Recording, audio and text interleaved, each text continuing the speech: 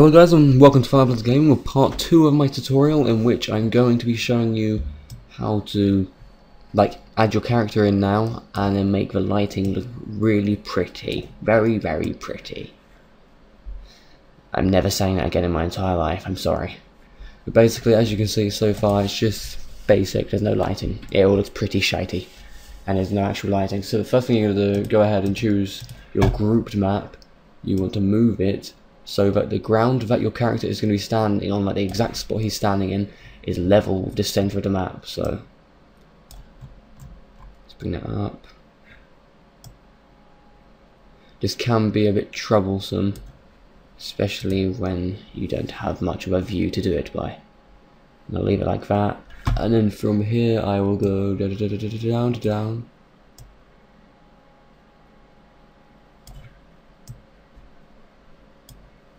Okay, because I'm going to have him standing on the path, so I need to move it so it fits the path line.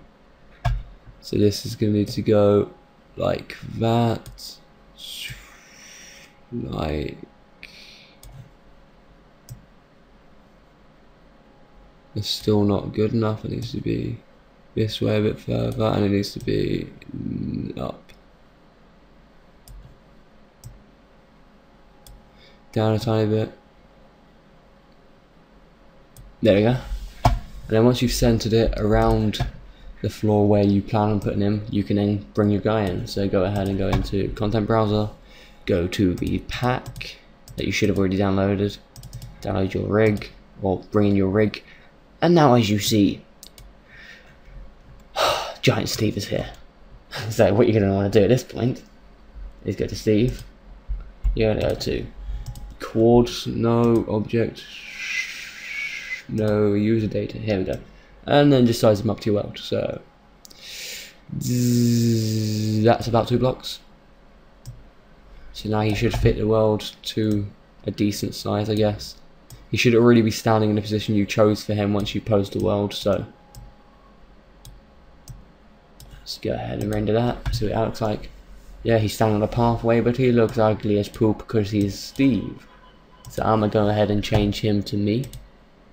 Desktop, YouTube, skins, and then my skin.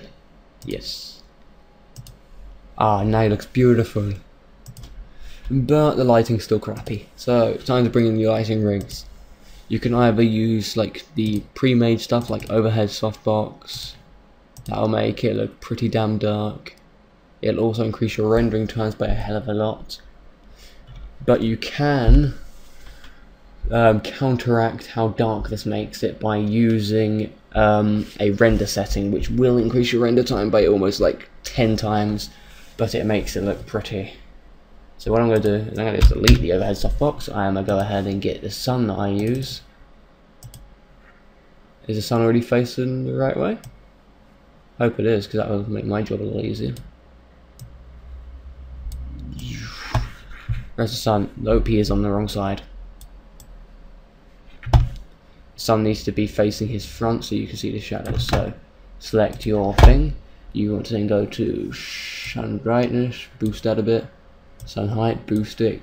Or if you want it to be darker, lower it like that. That'll make it look like nighttime. Heighten it for daytime. You want to rotate it so that it's about there. Lower the height a bit and the brightness because that's way too bright. Then if I zoom in, come down to where he is, and then render, this should look nice and pretty. If I don't keep phasing through the floor, that's it. Now render. This can take a while depending on what render settings you're using, because of course now you've just added in a light object, it now has to render shadow maps and the anti-aliasing plus whatever things you like settings you have on. As you can see, like the graphics look a hell of a lot better. It's almost like you're running shaders in Minecraft. So when this is fully rendered, you'll be able to see. Actually, you can pretty much see what I mean by it looks a lot better at this point.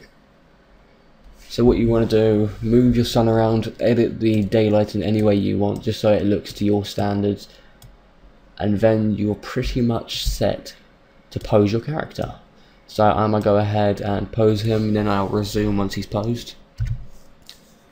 And there we have it. this is the final product, I guess, after my guy has been posed. As you can see, it's nice and pretty. All the shadows are done. But some of these shadows are a bit dark in my opinion, so what I'm going to go ahead and do is I'm going to come into my light source. I'm going to go down to sun shadow quality. We want the quality of the shadow to be high. We want it to be a soft shadow, and the shadow density can go down to about 70. Now if we re-render this could take a while, so I'm going to go ahead and pause the video here. Oh, actually, maybe not, might need it. Yeah. Me no good with words today. Okay, actually shadow map soft may not have been the best idea, because now there's no real shadows that are standing out, I guess. Let's go ahead and put it, let's go ahead and put the shadows back to area, boost the shadow quality up again, and just put the density at about 60, let's go there. And then I will see you guys when this has finished rendering, so see you in a second. And there we have it. There is the rendered thing with the sunlight being changed down a bit because it was a bit too bright. And now you can go ahead and change the sun color. I'm not going to bother, I'm going to leave it as it was when I got it. And now I'm going to do some final editing. So say, like, look, if you have water in your picture and you're looking at it, it's like, it kind of takes the effect away from how pretty everything looks. But what you're going to want to do now is you're going to go into your map file, you're going to find out where the water is on here. So it will be called stationary water. So go down to stationary water, delete this texture. So now it's textureless. Thank you for that, Ethan. In the middle of a tutorial, my friend. Go to creating a new texture, so create yourself a brand new map, turn specular off, color. We want to go ahead and make this a lighty sort of blue, or choose what color actually you want to have. So I'm going to go that sort of blue. You then turn reflection on, put balls, put this down to around 19%, and then you want to add yourself some transparency. You want to put this down to, or actually you want to have this pretty high, so 70%, and then go over to color even. Now you want to go to texture, click there, texture. You want to go ahead and add noise. Oh, you want to change the type of noise to turbulence. Well, no, you want to change it to wavy turbulence. You then want to change the colors of your wavy turbulence to two colors that you're going to choose of your choice. Makes it two colors. I'm going to go with a darker blue and a lighter blue. Go ahead and add that texture onto your stationary water, and now re-render. Okay, in all honesty, I don't know how good that'll look. That was kind of a makeshift water pattern. If this doesn't look too great, I'll go ahead and make another one quickly. But it hasn't really got the wavy effect. It fits in with the biome, I guess, it being a swamp biome and all, but as you can see, it's not really any better than what it was. If anything, it looks a bit worse. So I'm going to go ahead and change the texture again. This time instead, I am going to take the colour off of here, so clear, set it to just normal blue, and then go to bump. Turn bump on, click here, you want to go back to noise again. This time you want to go to wavy turbulence, so here, wavy turbulence. Instead you should get like a wavy thing. Now you can choose how you want to change this, so you can put it up for more wave, down for like oopsies, for less waves. And you can change all sorts of settings here. You don't actually need to change the colours on this, I wouldn't recommend touching that. Now you just mess around with this, so if you want to turn the scale down, change the global scale, and that means it'll have more waves. Turn the relative scale up. Do whichever you may want to do. But now I'm going to change the, not the movement, I want to find, where is it? Where do we find it? It goes back to bump, I guess. Strength. I'm going to boost the strength. Go back onto the noise again. And now turn down the octaves a bit. Global scale up. Thank you again to whoever that was this time. I want to go ahead. Compatibilities. Where is it? How can I not find this? Is it this? That looks like it. Okay, there, and then just turn it up a bit.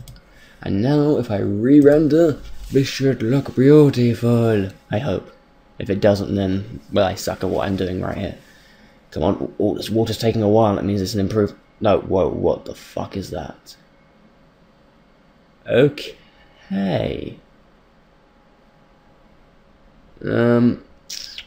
That's definitely not meant to do that.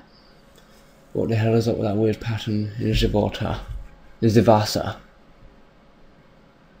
Oh wait, are these shadows? No, they can't be shadows, that looks so weird. Ah, I'm messing things up. I bet it's great, yeah. Let's change it to blue and blue. Maybe it'll fit in a bit better there. Now let's render again. Sorry if this bit's taking long. I'm sure there'll be an annotation saying where you can go at this point, because of course I'm probably gonna fuck this up several times. Oh, this is looking good. I'm liking the looks of this. Okay, I'll be back in a second when this is fully rendered, because this looks pretty. I'm also gonna take a look at my Skype messages quickly. So I'll see you guys in a second when this is rendered. Okay, we're back. I've rendered that out. As you can see, it's not really water. It's kind of like a murky colour. So what I'm going to do, I'm going to go to transparency. I'm going to boost the transparency up a bit more. Go to reflection. I'm going to boost the reflection up. More transparency. Like that. That'll make this look a lot more like water. And now, you can add whatever you like. Which, I don't know, whatever you want to have in this. Maybe some mobs, more people. I don't know. Maybe a flare, you can have a flare in this if you'd like. But I'm going to go ahead and start rendering now, so I'm going to go to full render. You're going to choose your output settings. I'm going to go film video, because we're going to want to get like the best graphics out of this, so you're going to want to go big. I'm going to go Cineon full, which is very high HD photo. But if you want it to fit to your desktop, you're going to want to go to film 2K. So you can either use film 2K or film 4K. I'm going to go ahead and just stick with the average 1080p. You're going to want to change this to current frame if it isn't already current framed. You're then going to want to go down to, like this time around, I'm just going to show you the basic rendering settings. You're just going to do this. You're going to go on here. You want to set it to a PNG, 16-bit channel if that's available for you. Choose where you want to save it. So I'm going to save it in here actually. Tutorial. Save. And now I am going to go ahead and render this one, and then I'll show you the final, the final version of it in a second. And here's the final product of the first render, that is. And now, keeping in mind that this was the lowest of all the settings I'm going to be showing you guys, this took 5 minutes and 47 seconds to render, and my computer's pretty average, I'd say. I mean, I'll show you my specs quickly. These are what I'm running right now. I've got the 6300 6-core 3.5 gig, 8 gig RAM, 64-bit. So I've hardly got bad stuff. I've got a good graphics card as well. Oh, it's alright. It's a HD 7870, which is Radeon. So it's a pretty good graphics card. But yeah, that's the lowest of all of the ones I'm going to be showing you now. I'm now going to show you to put in. Oh, I keep doing that. Oh, this is going to annoy me now. I'm going to do some higher stuff now. I'm going to put in effects. So you're going to put in ambient occlusion and global illumination. You only want to put in these two. Do not add anything else in. No matter how nice it may look, don't do it. It will kill your render times. So keep in mind that took 5 minutes. I'm now going to put the ambient occlusion down to 50% accuracy. So leave it how it was. I'll use sky environment. Actually, I'll just leave that. Put the maximum samples and minimum samples to this. Just copy all these settings. Global illumination, you're going to want to go to irradiance cache. Put everything to low. So low, least squares. You want minimal. And then minimal. And now you want to go ahead and render this once again. So I'll see you when it's finished. And there we go, that's the second render. This is the semi-HD picture. This one has now rendered out, and as you can see, the water looks pretty fucking cool with the visual luminance and the whatever the fuck the other thing was called. And now I'm going to go ahead and I'm going to go and render the full HD one. This one, I do warn anyone who does not have a good computer, or even like a computer of my standard, do not use this, because this will take for goddamn ever. I rendered a picture in this setting, on these settings yesterday, and I actually took around an hour to render it. It's pretty painful sitting there for an hour watching a rendering. It kills your soul. Like seriously, your soul just pops out of your head and it's gone forever. So what you're going to do, you're going to go into ambient occlusion. You want to boost the accuracy to 100%. Put the samples from the minimum, maximum samples to 300, and the minimum, put these to 30. You're going to turn on sky environment, and you want to evaluate transparency. You then go to global illumination. You want to put it to high details. You want to go to Delaunay. Case, you want to put that to high, and then oversampling heavy. Now when you do this should now make the next render unbelievably long, but it will look very nice. Oh, I forgot to mention the last rendering settings took 7 minutes and 43 seconds. So I'm going to go ahead and I'm going to start rendering this monster. Oh, wait 1 minute. You may want to change the name of this file, so I'm going to change this one to fully HD. So full HD, done, full HD, and then re-render it again. And now I will see you guys when this is finished, because this is going to take painfully long. Oh god, look at it go. I swear to God. Hey guys. What? Guess who's a Fireblood now? I did try to blow up her server, so I guess that's understandable. Guys, hey. Yeah. Guess who's a Fireblood now? All your other girlfriends, John. Never mind. I'm gonna say that. That's mean. What? Guess who's a Hold up. Guess who's joined the Firebloods? I'm not. Callum. No. What? Yeah. No. He's a Fireblood. Me and George were talking to him last night. God damn it. No, fuck that, dude. I make the decisions. I am the Fireblood leader. You're gonna say him. Huh? You're gonna have to choose a weird Callum. I choose Callum. Fuck you, dude. Well guys, I just finished rendering the final fully HD image. It is a whopping 8 megabytes. It's actually somehow smaller than the semi HD. Now I'm just going to quickly bring it up. This is the full HD. I'll switch to the semi HD. And then the basic one without any of the factors. So you can see the lighting does improve. Like the middle one, for some reason there's lighting glitches because the graphics are low, and then the third one, in my opinion, is the best out of them all. It's a bit dark, so if you need to turn up the brightness, but as you can see, in my opinion, this looks a lot better than the other versions. And now I'm going to show you the rendering times that I went through in order to do that. The first tutorial one took 5 minutes 47 seconds. The second one took 8 minutes and 57 seconds. The third one took 43 minutes and 6 seconds.